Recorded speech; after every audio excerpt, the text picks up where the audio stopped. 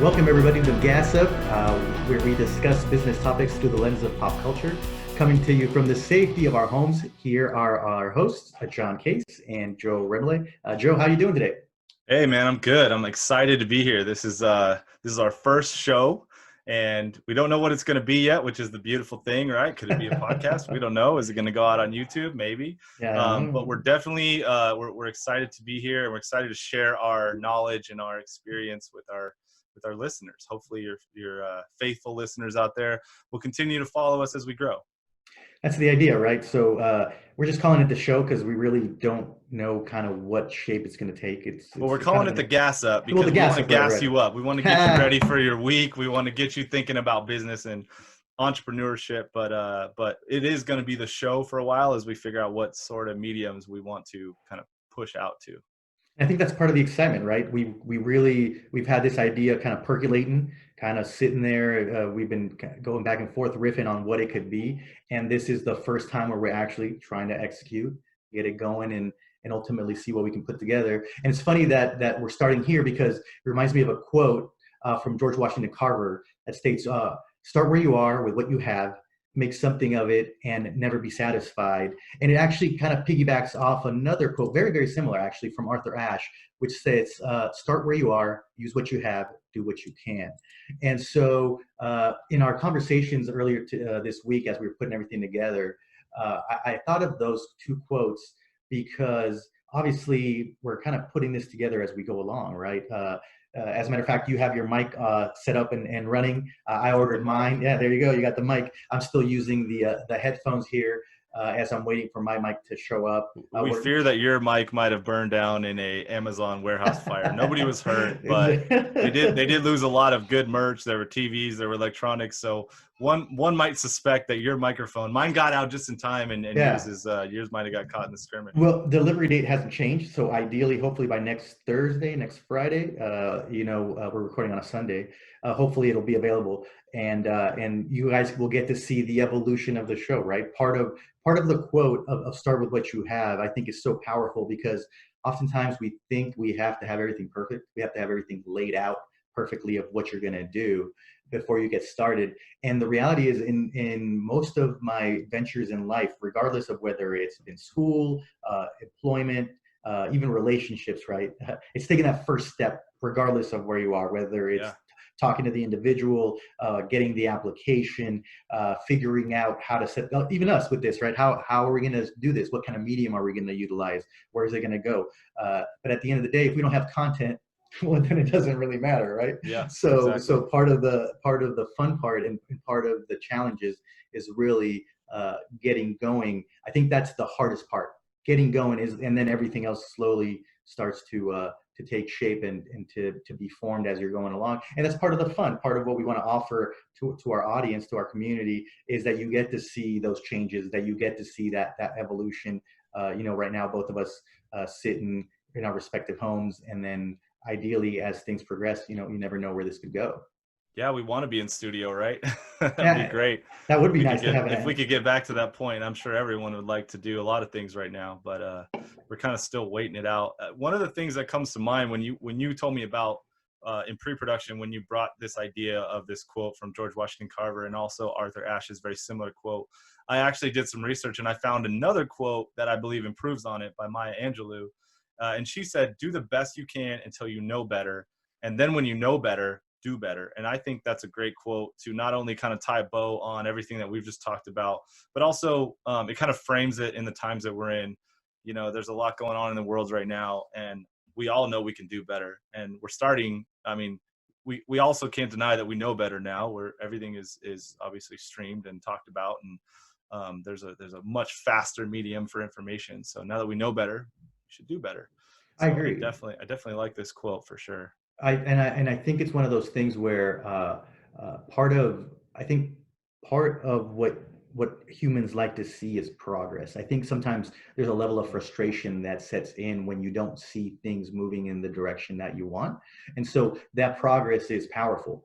And as the quote kind of highlights, as you begin to know better, you begin to do better, you begin to learn more, you begin to incorporate more things, ideally, right? You begin to incorporate different things, different Right. tactics, different ideas. And applying that to business, that's really kind of what you have to really be cognizant of.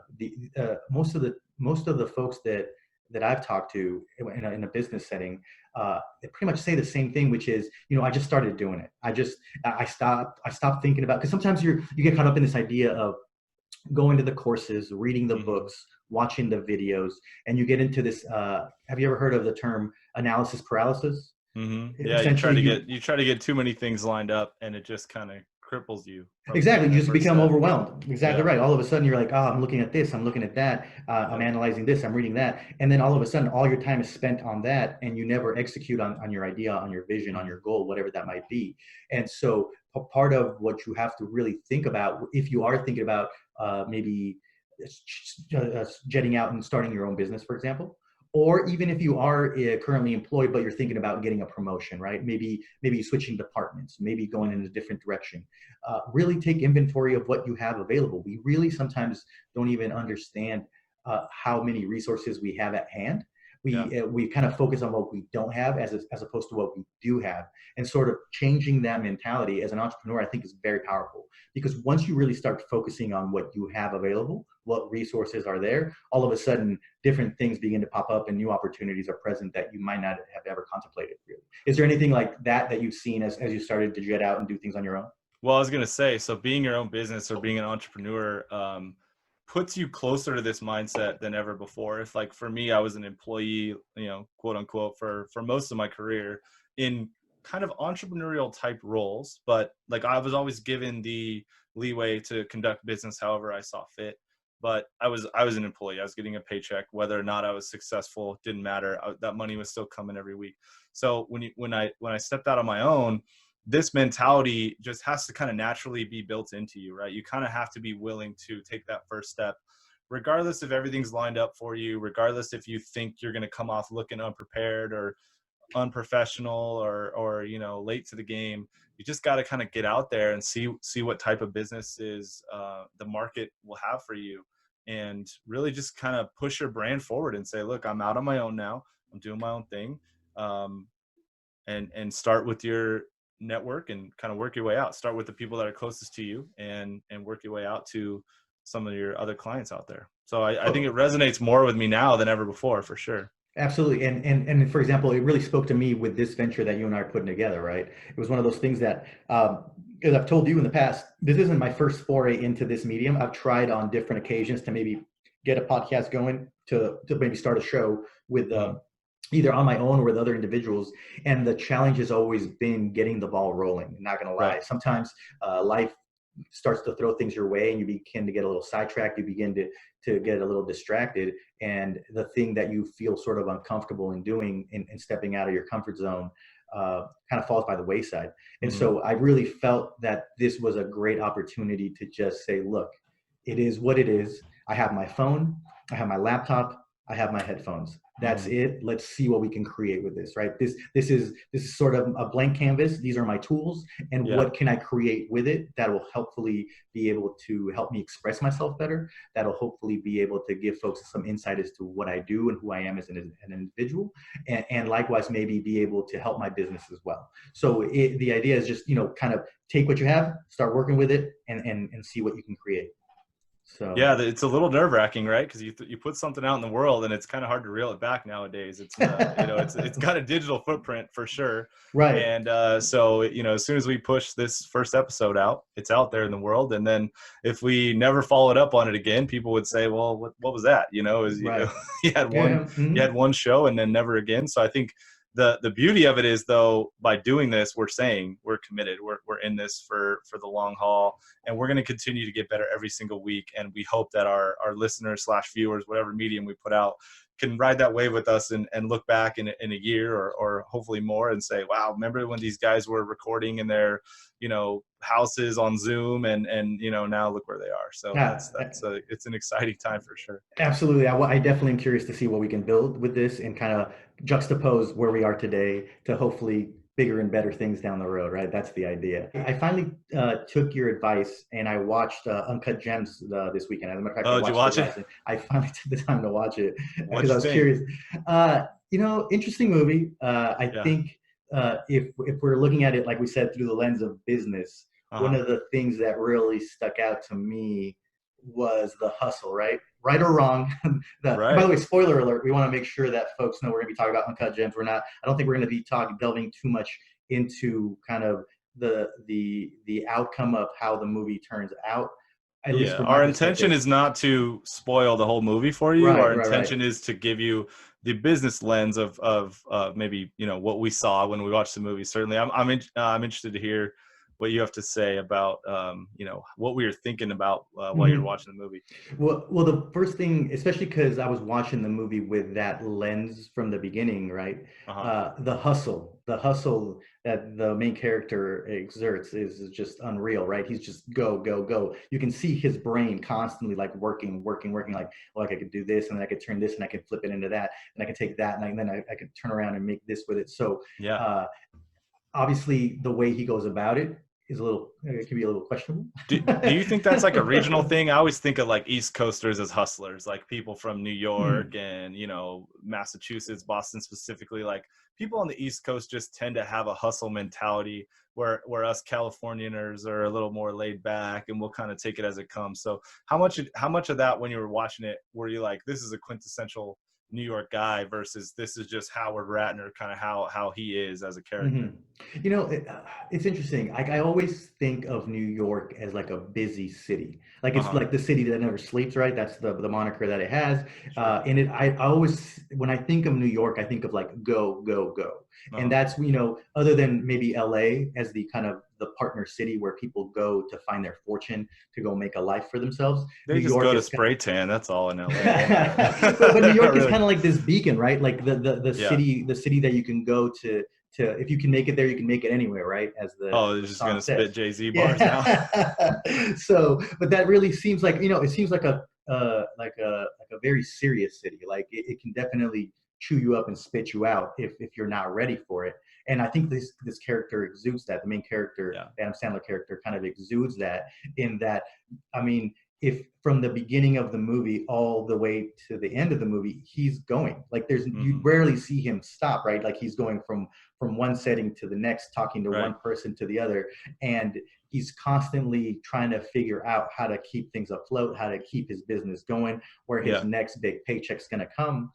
And to a certain extent, although I'm not in the jewelry business and that's not necessarily how I run things, I could definitely understand this idea as an entrepreneur of always having your business on your mind. You're always Hmm. thinking like, well, how can I utilize new information? How can I position myself to get new clients to grow my business? And that drive of going, going, going. Because if you don't do it, generally speaking, most of the time it doesn't get done. Obviously, once you Right. get into like a bigger organization, something like that, things change a little bit. But at the beginning, usually you're the one wearing many hats, right? You're the CEO, you're also the CFO, you're also the secretary, you're doing the Yeah. ads, you're marketing, you're advertising, you're doing everything Web usually. developer. You're the quality assurance department for Mm-hmm, sure. Yeah. mm-hmm. Yeah, exactly. The whole thing. How did you, because obviously you're the one that recommended it. How did you see it, and what was your thoughts on how the thing kind of turned out? Yeah. So my big takeaway was like, here's a dude who, you know, as you start to understand his character and the layers of his life, he has a very complex life, right? He's got a wife, he's got a girlfriend, he's got kids, he's got his own business, he's got this Mm, side, you know, 2 or 3 side hustles, he's got obviously this major gambling addiction that you mhm, know, that leads somewhere in the plot. But my thing is like he kind of had a beautiful thing going. Like if he would have been able to stop at his jewelry business and his wife and his kids, if that was enough for him, mhm, he could have had a great life, right? I mean, he's got a beautiful home, he's got, like I said, a beautiful wife, 2 kids, puts them to bed every night. In theory, everything's on the up and up, and he just keeps reaching for more and overextends himself. And the reminder for me as I'm watching this is like, dude, you got to kind of know when to stop sometimes. Like it's great to get out there and push yourself out into these mhm, different ventures and diversify, if you will. But his life was too messy because he was too spread thin, right? He was mhm, trying. He had mhm. his apartment downtown. He had his girlfriend living there. His son had to, at one point, his son had to use the restroom in the movie, and he was like embarrassed to let him into his own apartment because God knows what the situation's going to be. Just so my big takeaway was like, I appreciated his spirit, his hustle, like all those things were intriguing to me. But like this is an example of like where hustle goes bad, right? Like you kind of have to constantly reassess why are you trying to do this? What is your goal with this? Is this helping you or hurting you?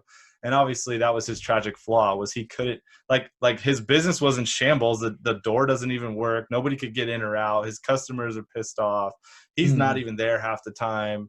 Can't trust the people that are there. They're coming and going. There's so many good business stories in this movie that are true of like real life situations. Like I've learned being a consultant, people are so well intentioned when they start a business, and they're experts in their field when they start a business. But at some point they get overextended, and then little holes start to develop in the hull, and they patch them. Maybe they patch them with gum. Maybe they patch them with Band-Aids. Maybe they use Bondo. But eventually, over time, they need a third party to come in and kind of run alongside their business and start to fix those things in meaningful ways. And so that's kind of what struck me, is like, this dude just needs to stop and sit down and kind of reassess his life. And obviously, he goes the other way with it. But I mean, it was a super cool movie for me to kind of just let develop. Like I love how Sandler stepped outside of his comedic box, and he didn't do a movie with a bunch of his friends like he does every other time. Matter of fact, shout out to him for always, bringing his best buddies along for all of his productions. He's like the best friend ever, right? Like who wouldn't want a friend like Adam Sandler who lets his friends in on everything that he does, and obviously they're well paid for it. But and just the dedication to do that role where he literally gets his ass beat like the whole time, the whole movie, right? From and he almost there's a story out in the news that he basically almost died. Like he passed out. He was asphyxiated in one of those scenes because the actor that's kind of one of the henchmen dudes is choking him out for the scene, and he tapped out, but the guy thought he was just acting it. So he just kept choking him, and he almost passed out, or he did pass out. He was citing in the press that it was like a near-death experience. Like he kind of saw lights or whatever, which I don't know. I mean, obviously they're trying to hype up and get you to watch the movie, so that's why they're releasing articles like that. But he was so invested as a character, and you really kind of feel it in the movie. You're not used to watching him in those type of roles, so I really appreciate it. I mean, it was kind of a slow build, but I really appreciated the movie. So I'm glad you got to see it. That's cool. What did you think about my original thoughts, which was he needed a better business plan? You said I You're a super literal take. So if the guy had a better business plan, well, I mean, my take is super literal too, right? I'm thinking of the guy as an entrepreneur, as a business owner, and I'm in the same boat as you. Like, dude, you had something, right? Like, you had a good business.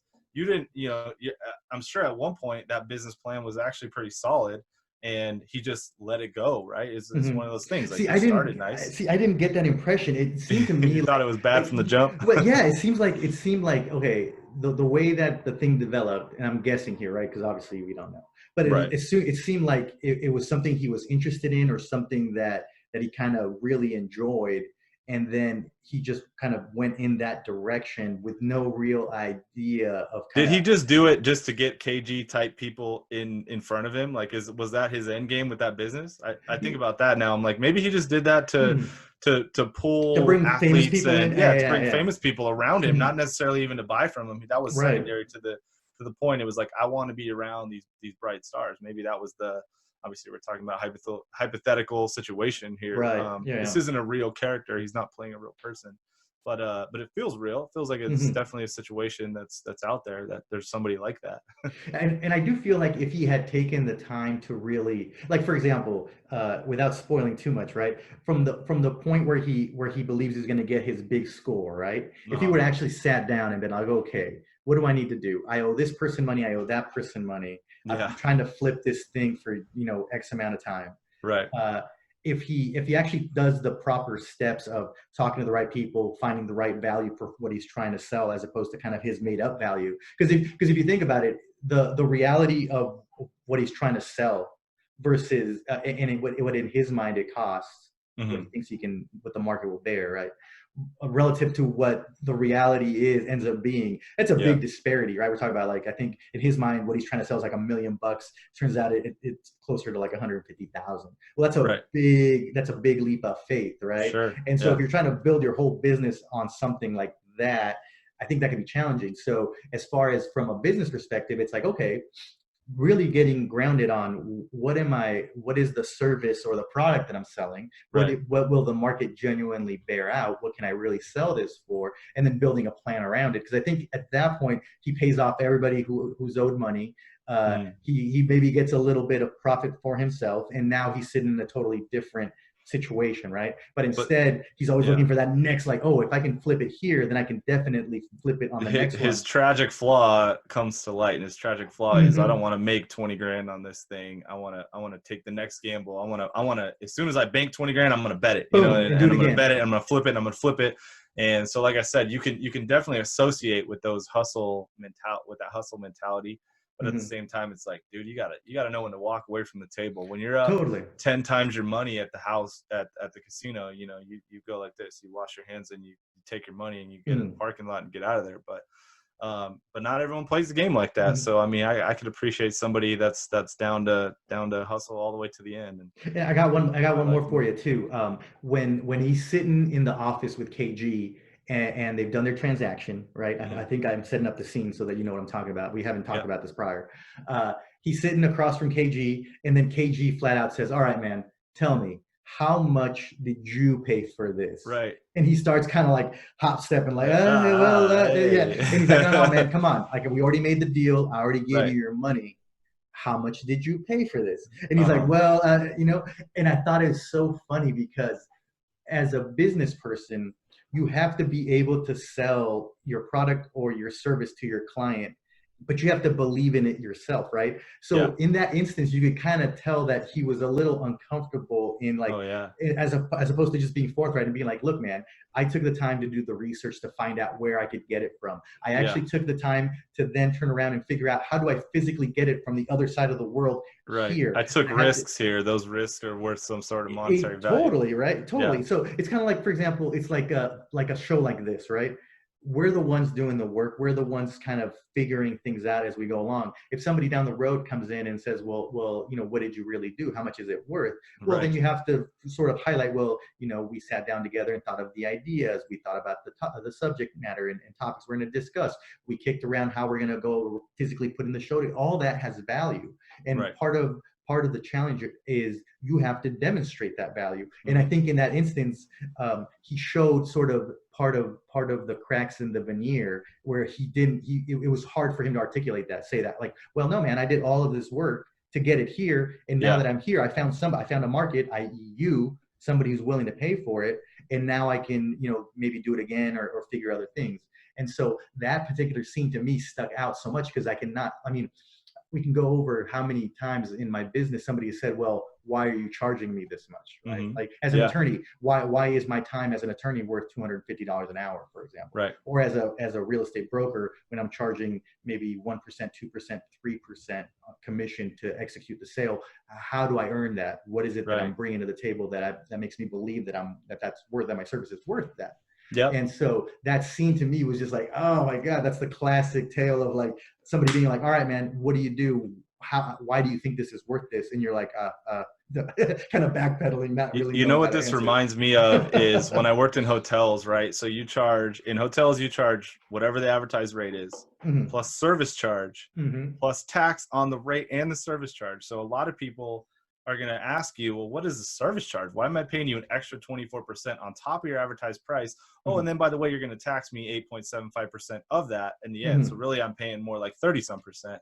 Mm-hmm. And so that same question of like, well, what did you really pay for this? Like, it kind of hit me from those days of trying to tell clients or quote unquote negotiate with clients on why there's a service charge on something that Mm-hmm. they're already paying market value for, right? So it's like Mm-hmm.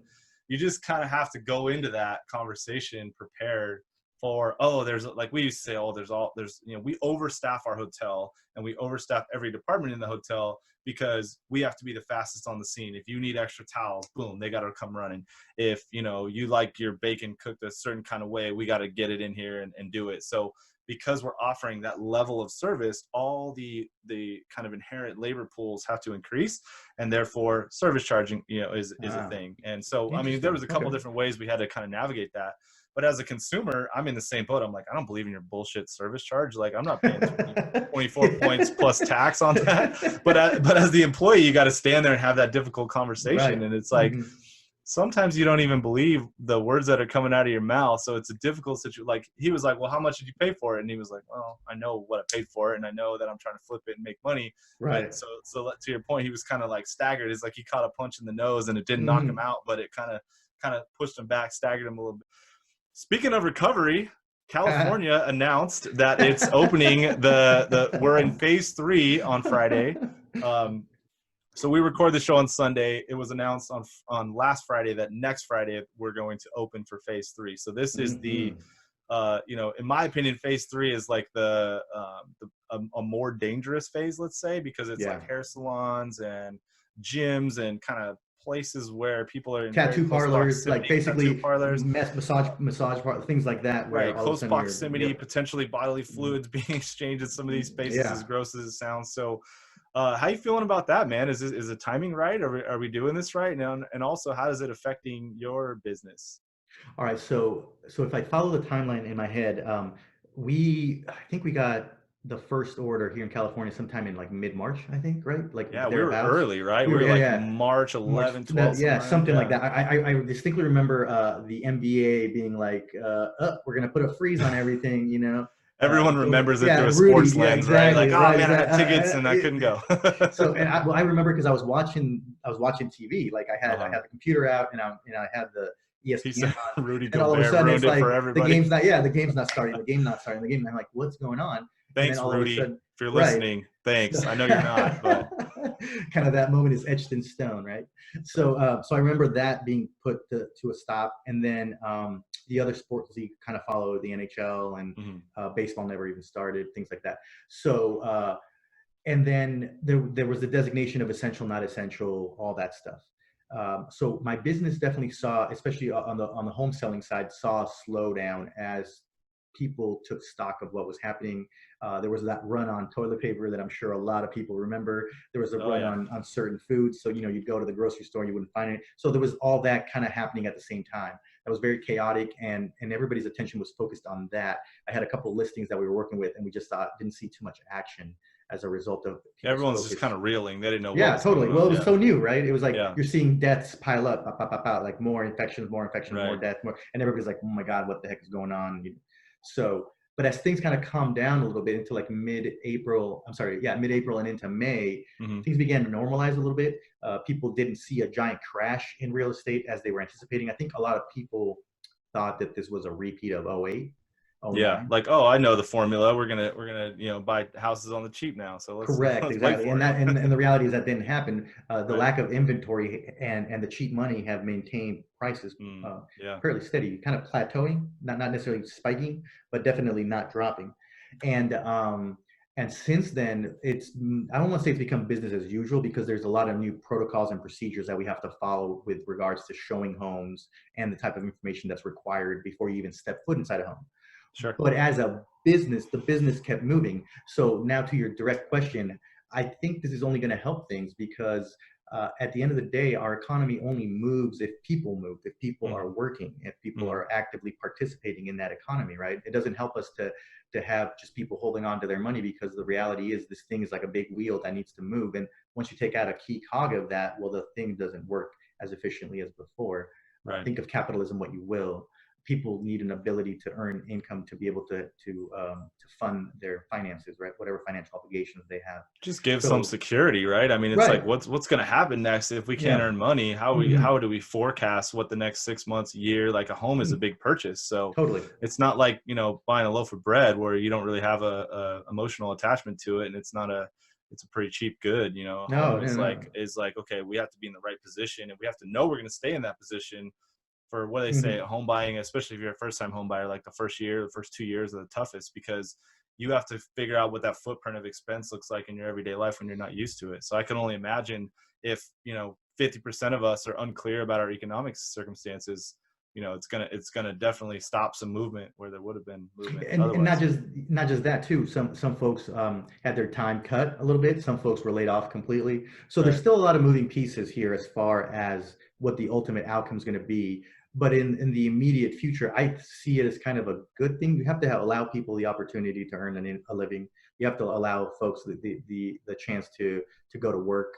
But do And you think we're so ready, like as a state? Do you think we're ready for this? Does this seem too early? Like I feel like we were told by the government fairly early on, like give it to California. They were kind of ahead of the curve, and I think yeah, that's why a lot of us are a lot healthier than maybe we would have been. But they told us to go inside. Like imagine this metaphor: go inside. It's raining, right? yeah. It's still raining. It's months later, but it's still raining. Still raining. We're Yeah, we're yeah. tired of being in the house, but now they tell us, oh, go ahead and go back out, and we're like, okay, cool, we would love to, but guess what? It's still raining. So what what Well, changed? but I see it more like, okay, so make sure you bring your umbrella. That's true. Make sure you take your boots, Yeah. so that your shoes don't get wet. If you have Okay. a poncho, make sure you utilize that. So the Well, I don't idea want to wear is a right. poncho because Well, it's my exactly, right not to wear a exactly. Well, poncho. that's neither here nor there. At the end of the day, is we have a better understanding of how this virus works, right? Not a great understanding, but a little bit better. Going back to our True. quote, when you know better, you do better, right? We And so know the idea slightly is better than we did in correct. March.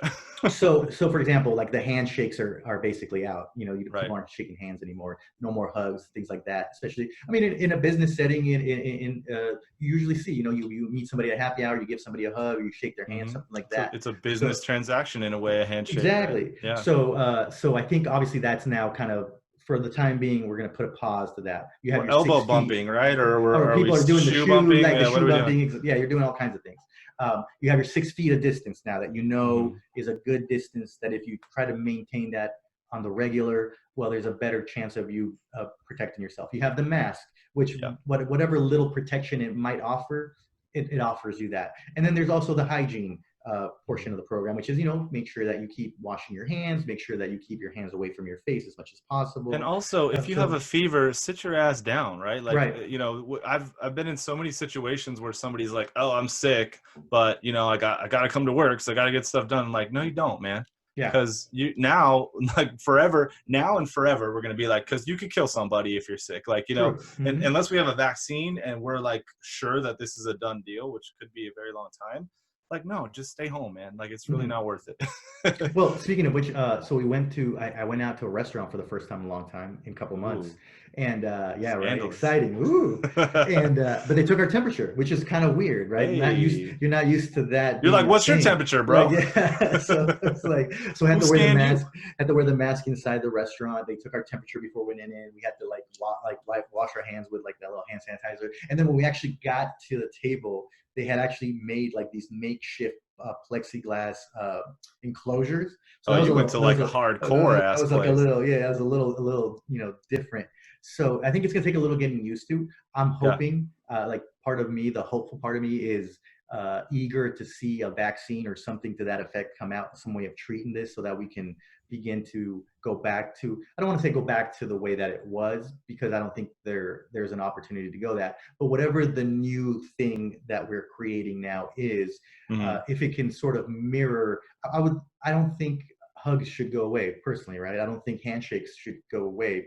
Maybe they do, maybe they don't. I don't know, right? Maybe as an overall for the betterment of everybody, it's just a practice that it's antiquated and should go away. But I Hmm. think that human connection is still, until we go full cyborg, right? Until Right. we go full, like, okay, RoboCop.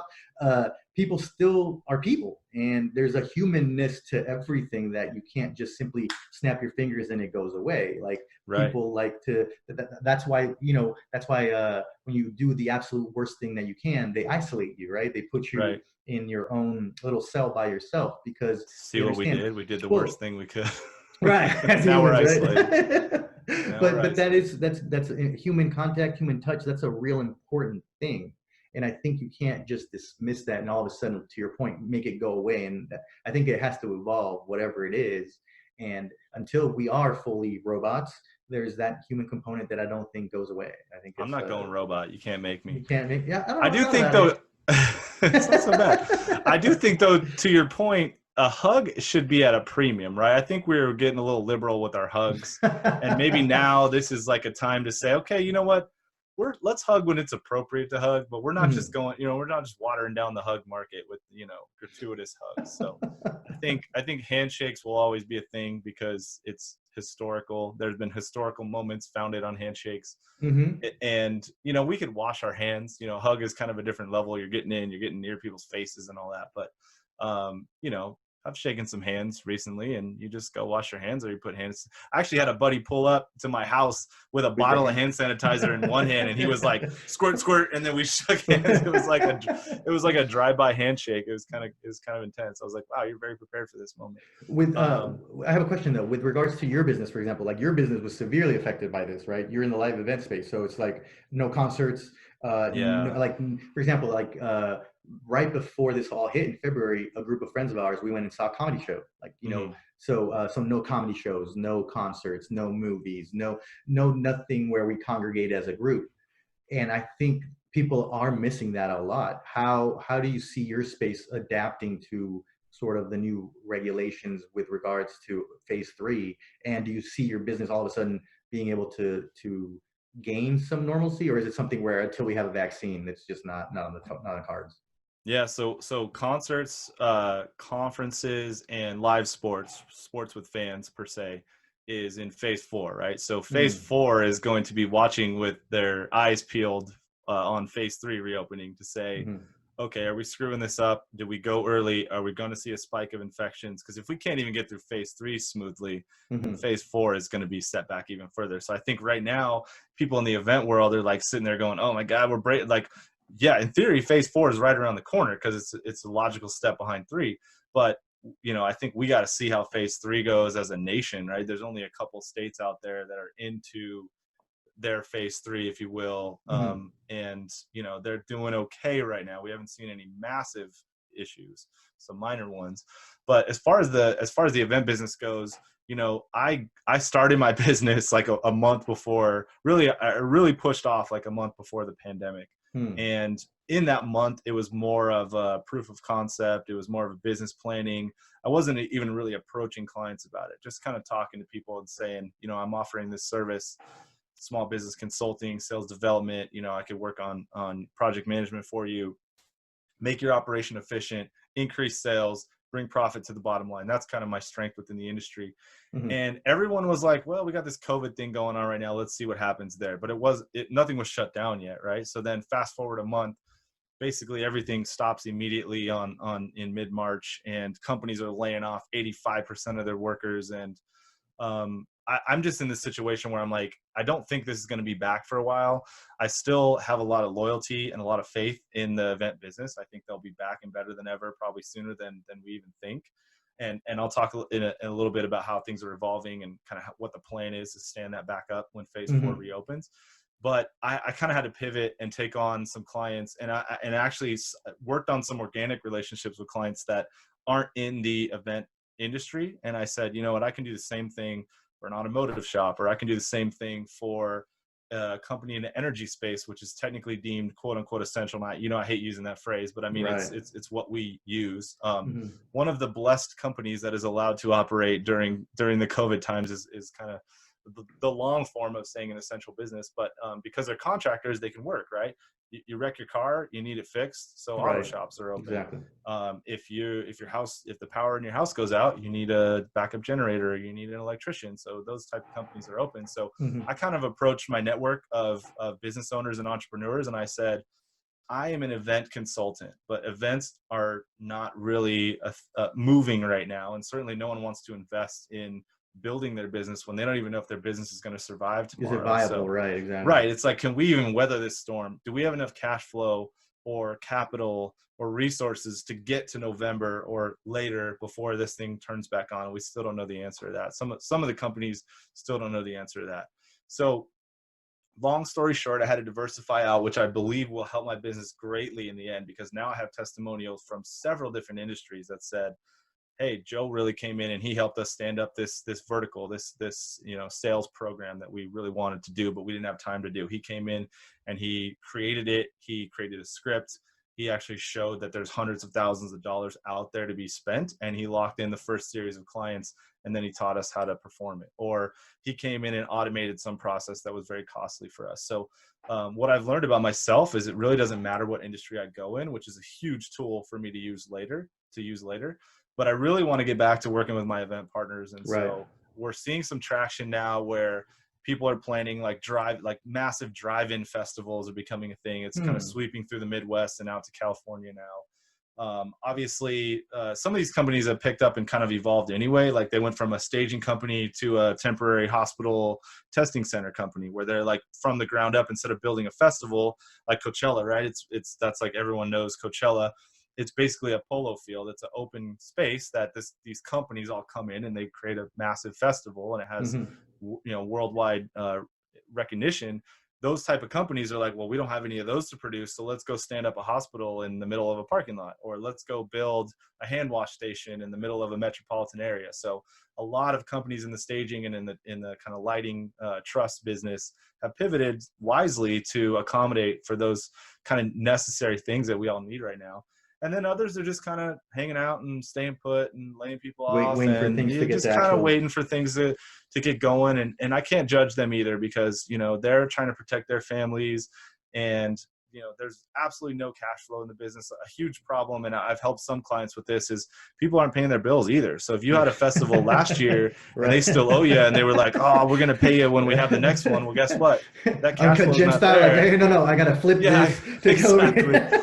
I'm gonna pawn the ring, and then I'm gonna gamble the money, and then if I win, I'm gonna pay you. Oh man, there's no sports, so wait, I gotta find something else to bet on in order to get you your money to pay you back. So there, and some of these companies don't have the best contracts. It's just the nature Right. of it, right? They're production specialists. They're not lawyers. They're not finance people. So they have kind of their contracts aren't bulletproof, and so that's another service I offer. But I've been able to help a few of them recover from positions where people owed them a ton of money. And then it's like, well, are you going to negotiate this down to something? Are you going to hold them to it? Are you going to leverage it against something next year? Get in those situations where people, it's another one of those difficult conversations. Not everyone wants to have that conversation. It's a tough world to navigate. I'm totally comfortable walking into those rooms and throwing the cards out on the table and saying, look, we have a bad situation. We could certainly do better. Let's get to a point where we can agree on something. So a lot going on in and around the event space, but certainly there's companies are having to shut down. Companies are having to defer an entire year of revenue into next year. Like hotels is another industry that I serve and that I've worked in, and they got hammered. 90%. Are you telling me you work with Carnival as well, cruise lines too? every business that got. Are you in the airline? Like any business that got? I had 7 jobs when I was 12 years old. 7 jobs. No, let me ask you a question real quick with regards to on the personal side. So, Sure. How do you feel when you head out into the public and you have to put on your poncho and your boots and the hat and all that? It's still raining. Yeah, and it's still raining. Like, do you feel comfortable heading out? Like for me, still the one place that I'm kind of like is the grocery store. The grocery store is kind of like. Right, it's like the most dangerous place we go. It's the grocery store or like Walmart, Lowe's, those type of places Target, that have always been open, by the way. Deemed essential, always been open. To me, still, those are the most dangerous. I think those are more dangerous than a restaurant, to be honest. Because restaurants are adhering to the spacing, right? They have all these protocols, like you said. You had to go through the ringer just to eat out. Just to get seated. It's funny though, because it's all based on region, right? So I'm helping clients. I go all the way up to LA. I got a client in Burbank, all the way down to Carlsbad, and you just see different protocols everywhere you go. So in Temecula, people are wearing masks, but they're not necessarily distancing. Just by nature, right? In LA, everyone's like bulletproof strict because they have a lot of cases. And I heard that they have, and it's layered, like the county, the city, and then the state. Yeah. So if you're in LA County and you're thinking, well, I'm going to visit a client, like you better bring a mask, a backup mask, gloves, like you better be ready to actual ponchos, like you better have your stuff ready to go. Your PPE is ready to go, right? Right, but it's just different, right? Everyone like San Diego, they're more laid back, especially North County, they don't have a ton of cases out there, so you're seeing kind of like same thing. They're a little bit more lax, like Temecula. But do I feel safe?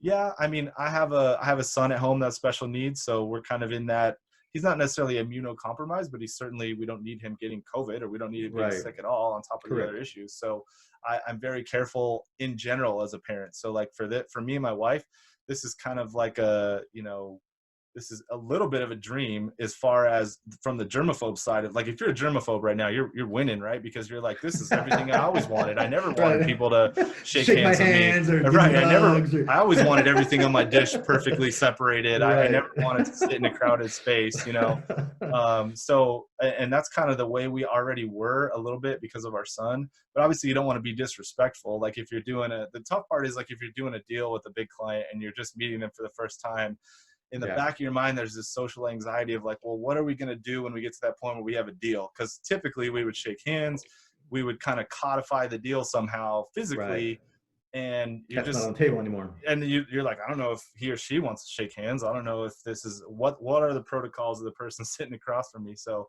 that's something that we're going to be playing with for a long time, and it Yeah. does increase people's social anxiety of like, not only how do I feel about this, because some people are like laissez-faire, like let's just go out and Oh yeah. hug and Mhm. kiss and lick each other's faces or whatever whatever they're doing. But other people are like very anxious and Yeah. in their bubble, and maybe they were like that already, and this is just like an even bigger reason to be that way.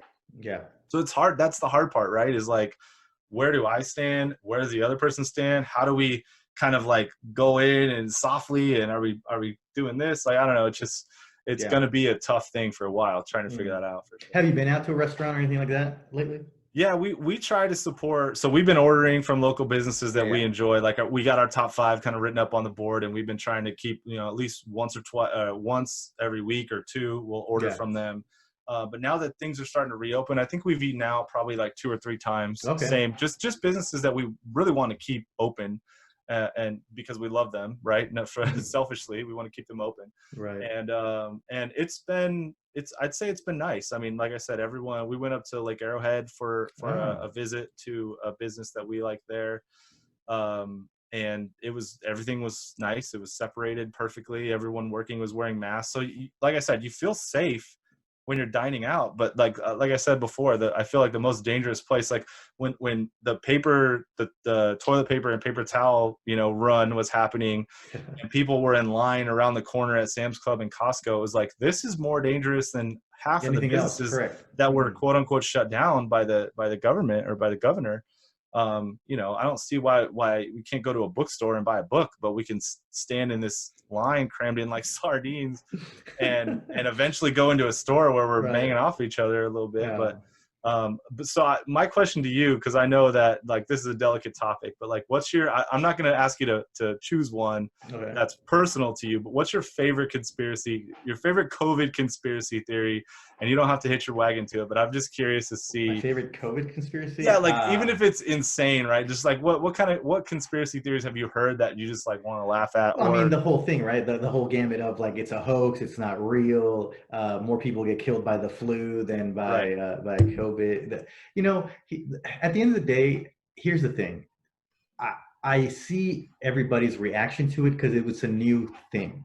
Mhm. And we don't really like, number one, it's super contagious. Nobody can deny that, right? The fact that there's so many cases worldwide, it's Yep. kind of, you can't really go contra to that statement that it's highly contagious. Now, Mhm. as to how many people it kills and who it predominantly kind of latches onto and takes down, that's Mhm. kind of up for debate. So I don't even want to get into that. But the idea is that there is something out there. It's literally killing people, and we don't know what it is. So Yeah. from the government perspective, I can definitely see why they took the steps that they did. I personally would have liked a much more robust, unified attack to this, The right? federal approach. Yeah, exactly. Yeah. Like, hey guys, as a country, we're facing this challenge, and as a result of that, we're going to tackle it as a country. And I Mhm. feel that there was a little bit of lack of leadership there from the very, very top, because all of a sudden it's like, well, you guys are on your own, deal with it. And then Mhm. all of a sudden we had the situation where states are competing with each other.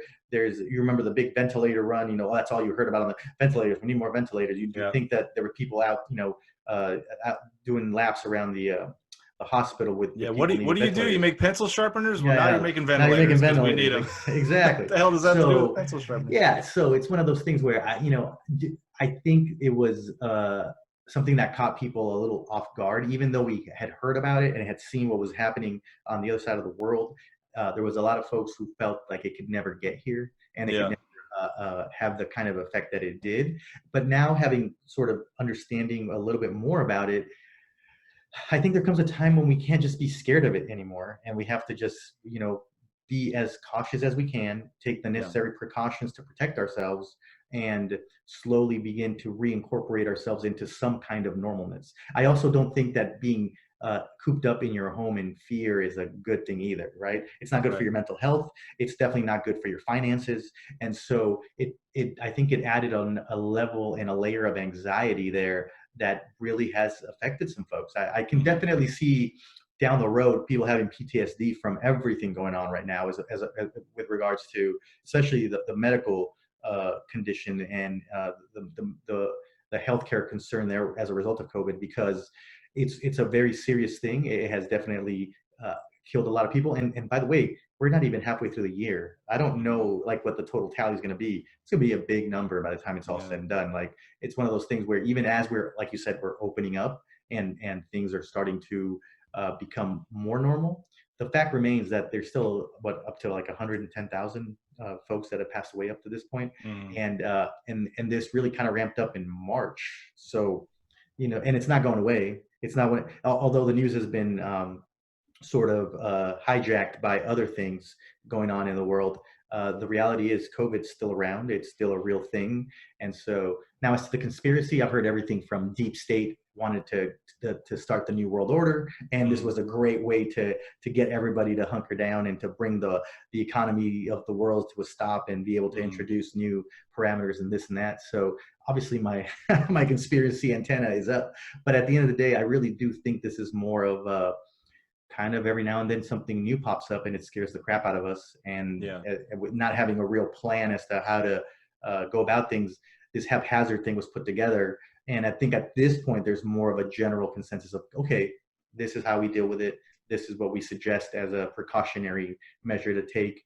And ultimately, you are, as an individual, need to take some personal responsibility and do Hmm. what's best for you. So, what about you? Do you subscribe to any particular I don't. conspiracy? Bigfoot set this out for everybody. Well, he The was coming to cause. 5G, the Yeah, five G the 5G's a good. towers Okay, I have heard the 5G one as well. I forgot. started the meltdown, and then they turned the towers off, and then everyone was fine again. Yeah, Now, the hard part for me is like, you go through emotions with these things where you're angry, where you're content, where you're gonna ride a wave of emotions as this pandemic comes through. And when I get angry or upset about it, I don't know who I'm supposed to be angry or upset about. Like upset at. Yeah. there's Hmm. really no target. So and also I feel like judging people, no matter who they are, is difficult right now because you're Yeah. like, there's no baseline for this. There's no precedence in which to plan. Obviously, the government let us down in a variety of ways, and if they're willing to own that, then I'm willing to say,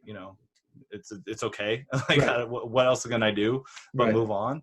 But the hard part is like when you get to that angry stage, like, what do I do with that? Do I try to compartmentalize it? Do I blow it off some other way? Who am I even mad at? Like, who could have prevented this Right. That's from another getting as thing. bad as Hmm. it is? So I think that's the tricky part, is like, maybe conspiracies are cathartic for people because they can kind of put it in, well, it's the 5G towers fault, or it's China's fault, or whatever. Hmm. Like, and so you go China. down those rabbit holes to China, to kind of just get it China. off your chest and put it in a Right. neat little box. But Yeah. there's no neat little box to put it in. It's Now, everywhere, and nobody knew what the hell they were doing, and they, for the most part, probably still don't know what the hell they're doing. But at least we have some sort of plan now as to how to go into the next phase. And then maybe in the fall, guess what, we're gonna sit the bench again for a couple months. I don't know, but I'm excited. Well, I'm excited, man. Like, again, going back to what we talked about, I see progress. yeah, People get frustrated when they don't see progress, when they don't understand why things are the way that they are. And totally. so the fact that we are moving into a phase three gives me hope that, to your point, down the road is phase four, Hmm. and hopefully beyond that, normalcy, or whatever that new normal is, whatever the reality of what's on the other side of this. But I like the fact that we're moving in that direction. I definitely like the fact that people have now greater ability to be able to go out of work if they so choose. It's their decision, right? If they have the opportunity and the Mm-hmm. ability to go out there and work, then it's up to them to make that decision for themselves. But at least they have the choice. I Mm-hmm. definitely did. There was a part of me, the personal rights portion of me, didn't really like the whole, well, you can work and you can't work, and how sort of arbitrary it seemed to be, where Totally. the liquor store can stay open, but because you cut hair now you can't. It's like, okay, well, how did we think of it? So Right. not getting into the weeds on that, I appreciate the fact that now, several months in, we're looking toward an endpoint, and I'm eager to see how that develops. I'm definitely excited to go back to the beaches. I was just at the beach last week, and Yeah. that was awesome. Being out there, being able to hang out with the family and do that. I'm eager to be able to go back to restaurants and hang out with people. I'm eager for that first real happy hour, not a Zoom happy hour, but like an Oh actual God, please no real, more Zoom happy hours. like an actual real legitimate, you're in a place and you're hanging out with people and you're having Yeah. drinks, things like that. Very excited about that. So hopefully things continue to move forward in that direction. We don't see a terrible spike or something like that forces us to kind of take a step back. Right. But Don't speaking screw of it up, which, people. yeah, well, Wear your poncho. Don't screw this up. well, but It's a speaking phase of which, four. I mean, I'm obviously, you've seen what's happening as far as the social unrest and kind of the protests and everything going on right now. Yeah. So I think if there's anything that could potentially, if there is going to be some sort of setback, or if there is going to be some sort of action that happens, I think this kind of coincides with that, Yeah, as a, that's as a true. result of people exercising their First Amendment right, and being able to voice their concerns, but at the same time doing so in such a way where you're in close proximity to people. I've seen people wear masks. I've seen people not wear masks. Once again, So it depends on the jurisdiction and personal beliefs, right? yeah, exactly, And I think exactly. the movement, so I mean, in order to switch topics, we'd be remiss not to bring up what's going on in the world right now from a Absolutely. holistic approach. And on our Yeah. first show, nonetheless, I think it's only right that we kind of talk about Black Lives Matter, talk about the Mhm. protests that are going on. And it's just such a crazy time to be a human being, right? It's just I think like it's exciting though. the pandemic took a backseat. This movement is so big that it sat down a pandemic and said, Yeah. no, you wait, we got the news right now, and Correct. this is a movement. And so I think Hmm. that's an impressive, right? Like a month ago you would have been like, nothing's gonna suit, like you turn on the news, you're gonna hear about pandemic every day until we have a vaccine. No, this is bigger than that, Nope. right? Yeah. So Exactly. I think that this is so I'd love to hear your perspective on, I know you had some issues in your neighborhood where protests got a little wild and Mm. everything kind of had to be I guess locked down again, or curfews needed to be put in place. Certainly in my area we've had some issues as well, but just wanted to get your perspective on this. Like what are you thinking about? How do you navigate this? Friends and family, Mhm. kind of key me into what's going on in your world from this lens. So yes. So as far as like my own personal perspective, I think the actual triggering event, obviously, the death of Mr. Floyd was awful, right? Mm, At some point, depending on when folks are watching this, whether it's right now or in the future, that video was very hard to watch. I don't know if you watched it. I tried not to watch it. I watched a little bit of it, but I yeah, couldn't really force myself to watch the whole thing. right. And that trigger event, awful as it is, I think lit the powder keg of a lot of things that were sort of rumbling Mm, and growing beneath the surface. And that is that there are some legitimate concerns with our criminal justice system, with the way we police ourselves, with the social structures that we've created here in this country. And this is a perfect opportunity where the mirror is being held back up to us and saying, well, you know what? Um, we don't like how things are, but it's up to us to initiate that change, and it's up to us to begin to move things in the direction that we think is best for everybody. goes back to your Obviously, quote, right? yeah. Well, when you know better, you do better, right? Right. You need to, and at this point, I think we do know better. We And should. I mean, we're seeing it on video every single right. day. I mean, So but I think back, like, I think back to the very first time anything like this pops into my head was back in like 91, I want to say 91, 92, with Rodney King LA, yeah. incident. Yeah. Los Angeles being Mm, the kind of the epicenter for that one, and the riots and everything that followed beyond after that. And I still, even today, watching that video, how we can determine as a people that the police activity, even back then, 30 something years ago, right, or close to it, yeah. was okay, baffles me. I think there is something there, regardless of what the numbers say as far as how many folks pass away as a result of the police and whatever color you happen to be when that takes place.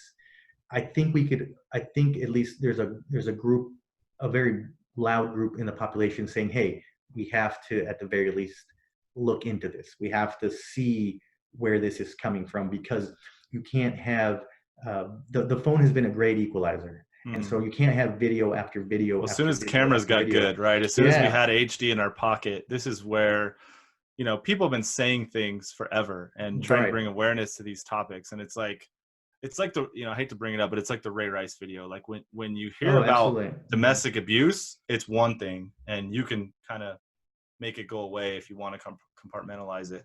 But when you see it, like to hear about it, it's like, okay, he hit his wife, it happens every day.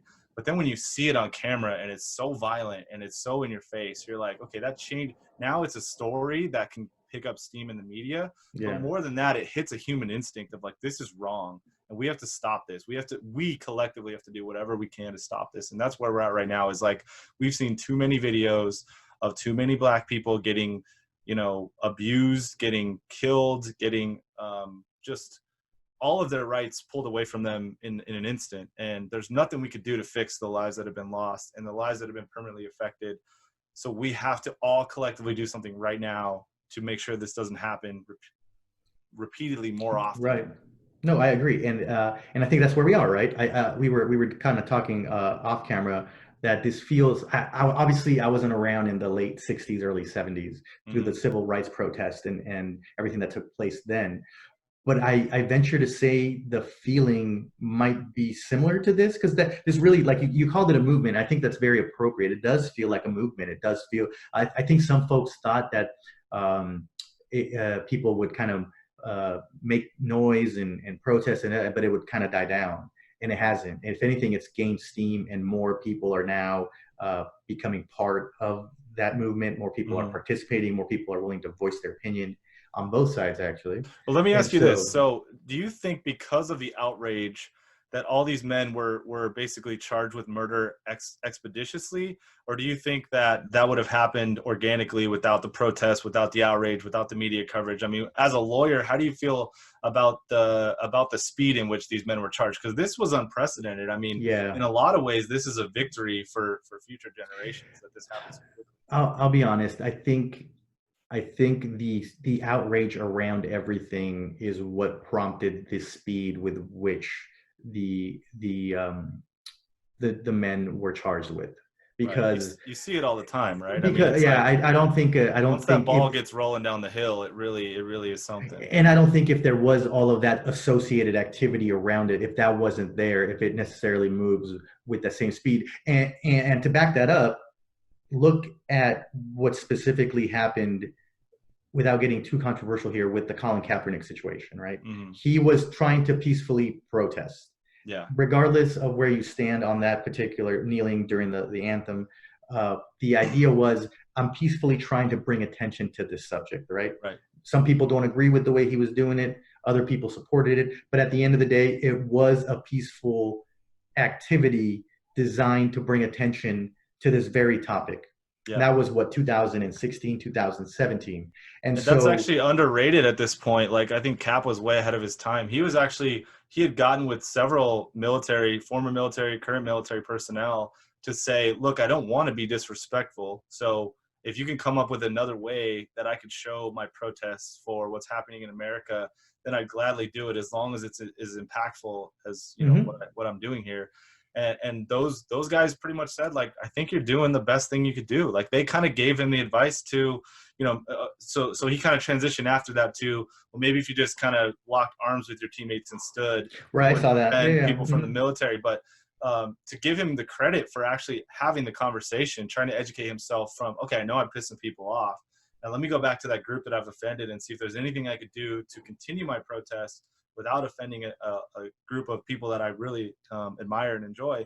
Um, he was so far ahead of his time, and obviously we didn't give him the credit that he deserved then as a And it didn't society. have an effect. But Yeah, but to your question, it didn't have an effect. yeah, He did it, And all of a sudden, the talk and everything shifted to Colin Kaepernick and the Mm, flag, and not what we're trying to highlight, which is this policing issue of how police treat people of color. And right. so, as a result of that, based on what I'm seeing there, I don't think that the wheels of justice move as quickly as they did in Minnesota without all the ancillary activity of not just the protests, but the riots as well. I think the riots, on some level, force you to pay attention. You might be able to dismiss even peaceful protesters. They did to Mr. Kaepernick. But when they're setting things on fire and you're seeing a city burn, it captivates not just the city but the nation as a whole. And as we were saying, this is a movement unlike anything that I've seen in my lifetime, because with all of these protests, whether it was Ferguson in 2014 or Mm, the Occupy Wall Street protests in the early aughts or late aughts, excuse me, um, the protests were kind of relegated to their particular geographic area. They were either New right. York or Missouri, or even with Sure. Gardner, with Eric Gardner in New York as New well. York. The protests sort of started, uh, were activated, and then diffused in that area.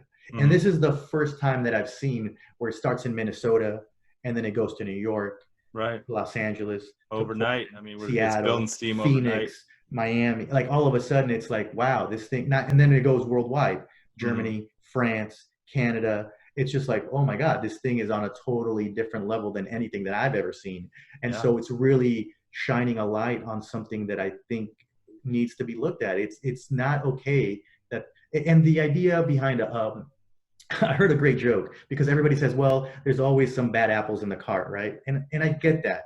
But at the end of the day, policing is one of those jobs where you can't have any bad apples. That'd be like saying, you know what, there's a couple of bad pilots, so we'll accept a couple of Right. pilots every year just flying into the side of the mountain, Just killing a bunch clanking of people. off of Hey, shit with well, their planes. every profession has a couple of bad ones. So Right. it's one of those things where if we accept pilots flying into the side of mountains and killing themselves and everybody on board simply because, well, there's a couple of bad ones here and there. It's like, no, just like people would look at you like, John, you're crazy. Like, how could you say something like that? That's not, Right. no. Same thing with policing. At some point, you have to say, this is such a delicate profession, such a delicate job that you have to do it well all the time. Yeah. Bringing it back to business, if you don't follow through for your clients, you stop getting new clients, you stop getting business, your business goes away. But this business, because of the way that it's structured, continues to promulgate and promote the same problem over and over and over again. And so I think it's something where we really have to look at that institution and try to figure out, how can we make this better? How can we create something where it still is effective in its approach and its overall goal of providing safety to the public, while at the Mm. same time not demeaning or subjugating a particular section of the populace, and at the end of the day causing the untimely deaths of the very people you're expected to protect. It's Well, like, the scary part of that video to me is obviously the main player. I'm not even gonna say his name, but the main player, it did something terrible, and he deserves everything he's going to get, hopefully. mhm, But it's the other three people that are police officers that scare me the most, because either this guy has so much power over them that they can stand by and literally watch this man take a life, mhm. or they've been conditioned to just go with, like Correct. whatever the We'll group go with the does. flow, right? Whatever the thing You is. Yeah. protect us because we're us, and it's us against them. And I think that's the scary part, is like, that's a systematic problem. If this man by himself kills somebody in the street, you could say there's a bad apple, we found Mhm. him, we addressed it, he's a murderer, he's going away. Obviously he loses his job in the process, but there's four people, like, and they're from different ethnic backgrounds too. It's not Yeah. four white men, right? No. It's Mhm. there's a mix there. So that's really the scary part to me, is that they stood around and watched this guy do this, and some of them even contributed to the holding down of the victim, George Floyd. So, man, what I struggle with, honestly, and I talk to a lot of my black friends about this, is like, as a white dude, I just don't know what to do. Like, I don't know how to take the first step. And it goes back to, like, you got to do something. You got to take the first step. Um, I know that this is an important time, and I know that that white people in general jumping into this movement is exactly what it needs. There needs to be outrage all across the board. It can't just Yeah. come from Black and brown communities. It has to come from everywhere. And we all have to like throw our hands up and say, this is wrong and it needs to be addressed. But on a micro level, I'm just like, you know, I have calls with my friends, and I just call them and I say, like, what do I do? Like, how do I help? You know, I don't know if you heard Greg Popovich from the San Antonio Spurs, the head coach. He posted a video yesterday that was kind of provocative, but basically at the heart of the video, he's saying, you know, as a white man in America, we're obligated to jump in this movement and disrupt it to the point where real change happens. There's so many problems in our society, and Black people have been bearing the brunt of this burden for, you know, 400 years, basically on their own. And only in recent history, with, you know, advances in video and social media, have we been able to see exactly what they're talking about. And, you know, we're already late to the party, but we really got to step up and help out. And so it resonated a lot with me as somebody who's been struggling with, how do I help this cause? I mean, I've made signs. We've been to some kind of safe but peaceful protests without endangering anybody in my family. You know, I've reached out and had several conversations just to open dialogue, because sometimes it's just better to talk about these things. So I'll call different people to get different perspectives on it. But what I struggle with is I'm not doing enough, and I don't know how to do more, and I don't know how to do the right thing in these situations, and keep my family safe and endure the pandemic and all that. So I think, you know, for myself, I think part of what you can do is just be open to hearing the other side. I think people are so quick to say, you know, oh, it's just a couple of bad apples. Oh, all lives matter. Oh, blue lives matter. Exactly. Yeah. So, and it's not to diminish any other lives. It's not to say that the idea is simply, at this point, you can't solve all the problems all at the same time, right? Right. Going back to the business plan. In a business plan, when you're putting together your business plan, you don't say, I'm going to do everything at all times and I'm going to do it sporadically. No, you set out a key way of, like, I'm going to do this and I'm going to do that. You know, I'm going to file my paperwork to get my incorporation going. I'm going to get a website. I'm going to get my social media handles, blah, blah, blah, blah, blah. Same thing with this, right? There's a problem. Actually, there's a variety of problems, but we're keying in on this one problem because we're seeing it kind of bubble up over and over and over and over again. So part of, I think, what we can do is listen. Just listen to what the other side is saying. What is that experience? Because I think there's a clear disconnect as to what some people's experience is in this country versus others. Sure. But it gets put under this blanket of, like, oh, we all have the same opportunity, we all have the same experience, and that's simply not true. Your socioeconomic status affects your ability to have a life in this country. The color that you are affects your ability to have a life in this country. Whether you're male or female affects the opportunities in the life that you're going to have in this country. So there's a lot of layers to this thing that goes simply beyond just this one thing. But in this moment, we've decided to key in on this one thing because we're saying, look, this needs to be addressed. Well, because it's addressing it very far on the bad side. Well, exactly, totally. What you can't have, like I said, to me, where we draw the line is when the people that you've entrusted to protect and serve violate that trust, then you have to revisit that institution and see how you can rectify that. And that really at its heart, if you ask me, to me, that's at the heart. You have violated the people's trust. Why? Because repeatedly, over and over and over again, we're seeing the same result in these types of interactions. And we're saying, no more. This cannot stand. We can no longer accept this as the status quo. And as a result of that, we need change. But we have to understand that the institutions that are at play loathe change.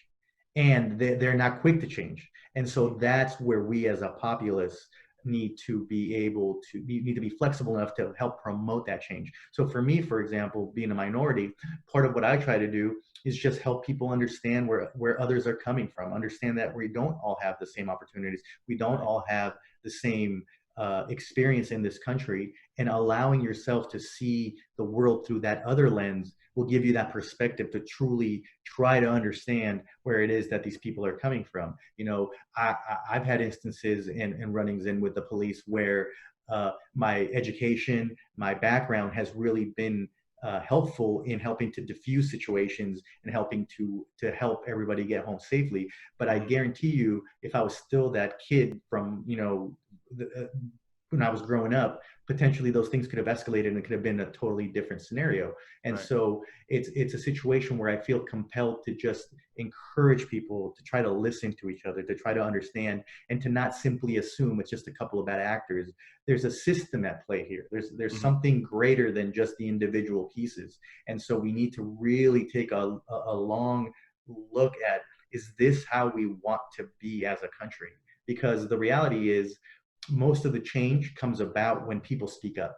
Otherwise, the status quo remains. And I think that's where we are. I think that's kind of, and to me, as we kind of started this topic, it's a heavy topic, but even though there's chaos right now, and even though there's a lot of things at stake, I'm actually very hopeful, Mm-hmm. because just like the 60s brought about changes that we are now seeing today, because there has been progress. This idea that we're still in the same rut that we were 10, 15, 20, 30 years ago, I think is also not 100% correct. I think there have been great strides that we have Mm-hmm. made as a country. But the idea is, now that we know better, We're we not have far to do enough. better. Yeah, we're Exactly. not far Well, enough. and the idea is we're never going to be. We can always do better. We can Right. always do better, right? That's But the this is idea. our generation's watch. We're not going to get another watch, so we have to do better in our generation. We got to Right now. close this book in a better Mhm. place than we picked it up. Right. Totally. And I think for me, that's what this means, right? And I'm hopeful that it continues, and I'm hopeful that it does bring about that change that we want to see, as far as not just the police, but everything associated with how we as a society take care of ourselves, our brothers and sisters, regardless of the color of their skin.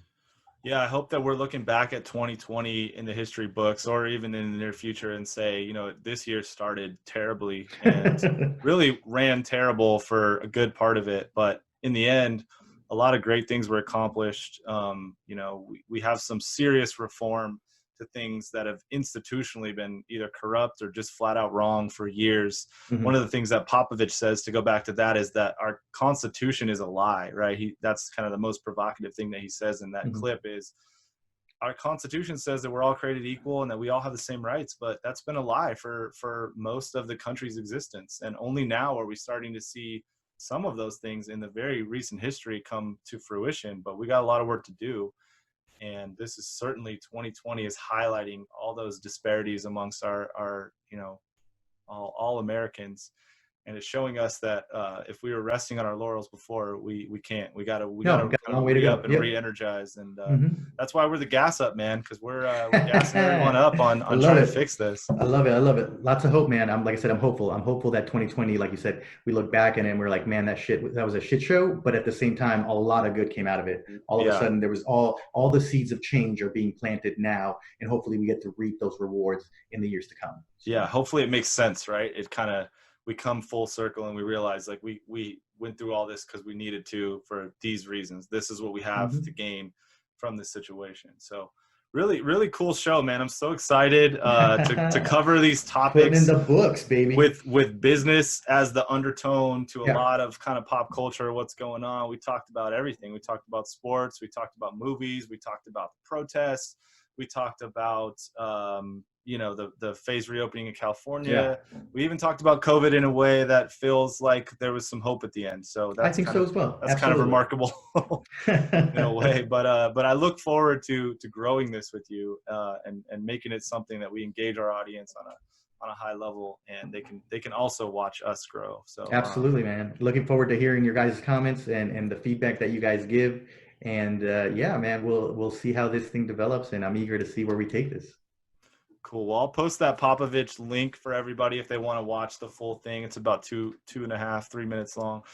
But we really appreciate you rocking with us through our first show. The inaugural show is in the can, baby. That's it. Woo! Got it. Bank it. All right. Cue the music. All right, guys. We'll see ya. Bye. See y'all next week.